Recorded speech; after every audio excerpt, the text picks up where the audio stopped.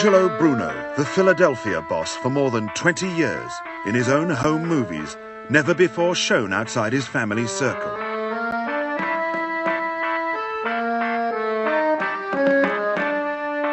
Born in Sicily in 1910, Bruno fulfilled the American dream. He started with a grocery store and ended up a millionaire.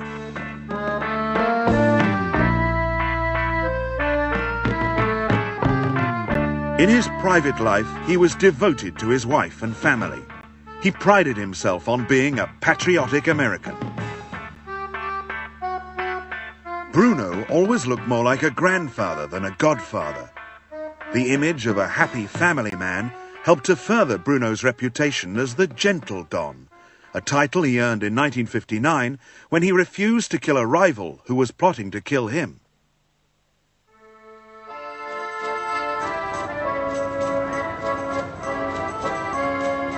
South Philadelphia was Angelo Bruno's home territory. Most people in this Italian neighborhood have no connection with organized crime, but this is where most members of the Philadelphia crime family were reared. Mike Chitwood also grew up here and knows all the city's mobsters, but he joined the Philadelphia police and became its most decorated cop. You can't find anybody to say a bad word about him in the neighborhoods. Angelo Bruno, you can never find anybody to say a bad word about him. Because they always were, quote, nice to the people. Somebody needed help, they couldn't pay their gas bill, electric bill, whatever, these guys would pick up the tab for them. And Bruno was always gentle, non-violent in his approach to whatever he did. And on March the 21st, 1980, as he pulled up to his house, it was about 9:50 p.m., and the assailant, in all probability, was hidden behind the truck. And as the power window was operated by the driver of the automobile, John Stanfa, the assailant stepped from behind the parked automobile, put a shotgun, probably a sawed-off shotgun, to the back of his right ear, and blew Bruno away. The shooting was gangland style. Angelo Bruno was shot once in the back of the head at point-blank range. It was a sudden death that left the reputed mob boss frozen, his mouth open as if to call for help, but no one would hear him. The horror of Angelo Bruno's murder outside his own home is remembered by his daughter Jean. My father was left in that car for hours, and people kept coming and coming. Finally, the people in the street started shouting, "Take him away, take him away." And they took him away. And I didn't show any emotion, because if I did, maybe some people were glad that he was dead. Evidently some people were, or they wouldn't have killed him. Who do you think killed your father? I can't say, because I'm not positive. Do you think it was people within your community, or do you think it was, you presumably don't think it was the police, do you? My father got to be too good for his own good. A new time was coming. A new time was coming. People were into drugs. People were turned on by rock stars and things like that. The time was coming, and my father was against it when there was a need for drugs, unfortunately. And my father was against this. And a lot of people wanted to make money, most likely. And they were dissatisfied because my father stuck to his beliefs.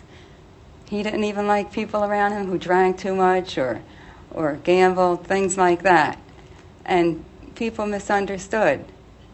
And I think, naturally, some people, most of them are probably dead now. Some people wanted him out. Not out, I can't say out because that assumes that he was into something.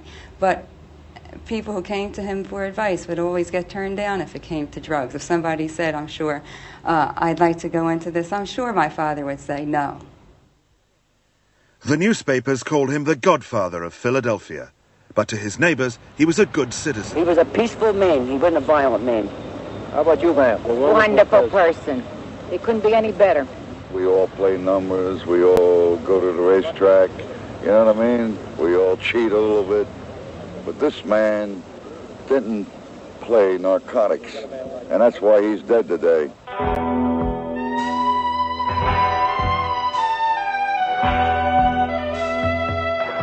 Perhaps Bruno was killed because he opposed drugs. Perhaps younger men simply wanted to take over. Those who ordered his killing probably attended his funeral.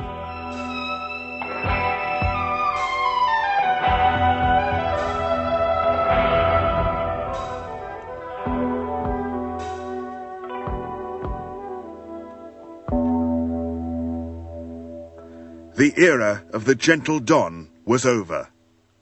Do you think the violence will ever go away, the violence associated with this kind of business, the mafia? I would hope so, but that's a hard thing to answer because I don't know that much about it. I would hope that it would go away. It's a sad thing, but I can't say. I certainly hope so. If there's a mafia, should I say? I don't want to be quoted as an authority on anything. I'm just, you know, if I were anybody else giving my opinion, I probably wouldn't have to worry about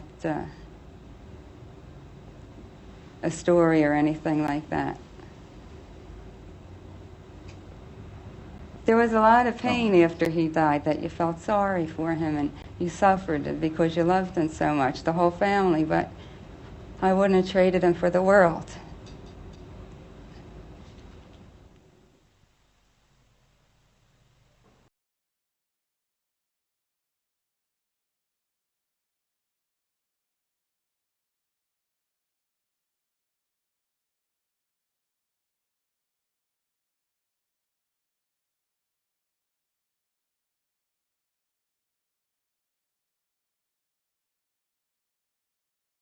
Should the house of a former Philadelphia mafia boss become a city landmark? It's a question at the center of a debate ever since the South Philadelphia home of the notorious Angelo Bruno was nominated to the city's historical commission.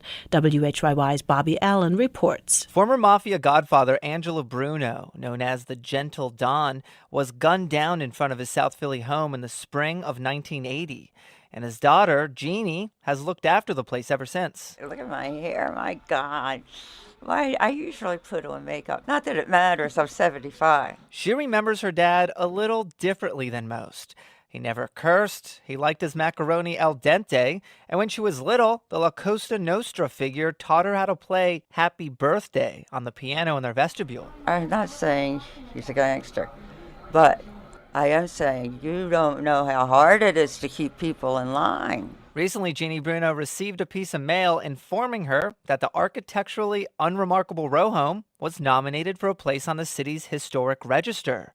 Historian Celeste Morello submitted the application. She says the home is part of Philadelphia's heritage. And it's an interesting story, and the history affects all of us.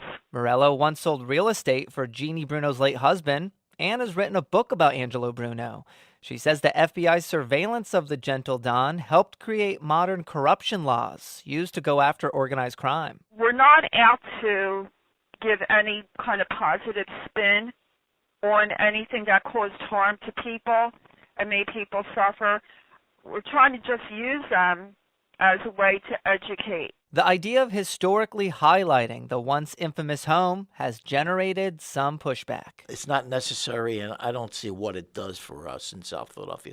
And it kind of stereotypes Italian Americans. Former City Councilman Frank DeCicco says the history of the mob in South Philly is not something that should be celebrated. It's a legacy that he's personally had to combat. I know the prejudices. I mean, there are people who look at me and say, oh, you're one of them Italian guys from South Philly. You remember the mafia? That's the part that I think we need to get away from. Other mafia-connected properties have been designated historic for having a distinctive architectural style, but Angelo Bruno's home, if it gains the commission's blessing, would be the first home of a former gangster that becomes protected for social reasons. That's your history, and you want to remember all of it. You don't want to whitewash it and just remember the parts that you feel proud of. The Philadelphia Inquirer's architecture critic, Inga Saffron. I mean, I don't think preserving this house means that you're glorifying the mob. You're simply acknowledging this history that existed in Philadelphia. Saffron says the home could maybe one day serve as a mafia museum. That he lived no differently than, a carpenter or another working person. And yet he had this reputation of being so powerful.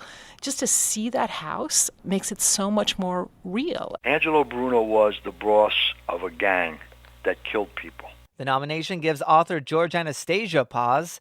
He's written about the Philly Mafia for more than 40 years. He says the gentle touch myth of Angelo Bruno came about only after he died and because the guys that came after him were psychopathic murderers. Whether the site of fame or infamy, Jeannie Bruno says she's been the homekeeper for so long because the home is full of memories of her dad. Nobody knows him like I did, He'd come home, he'd lie on the couch like this. He'd look at the wall and he'd think. And I'd say, Daddy, what are you thinking? And he'd say, my thoughts are my own. But she's finally ready to leave it behind. She's trying to sell the property and perhaps move to Florida. Since word spread about the home maybe becoming an official part of Philadelphia history, offers have been pouring in. The real estate agent with Keller Williams said he's fielded offers from Texas, China, and Sicily, though he wasn't at liberty to reveal the identity of the Italian bidder. The case for preservation will be made to the Historical Commission in March. For WHYY News.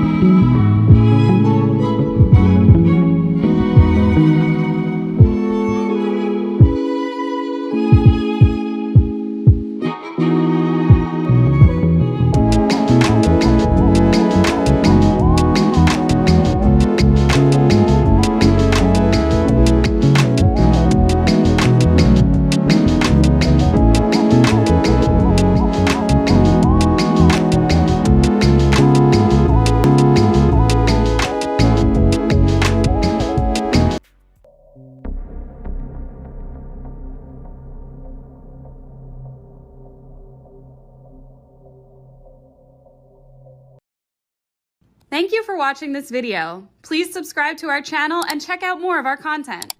Feel free to give your feedback and suggestions on what we should do next in the comments. This is Infinite Lee Productions. We love ya.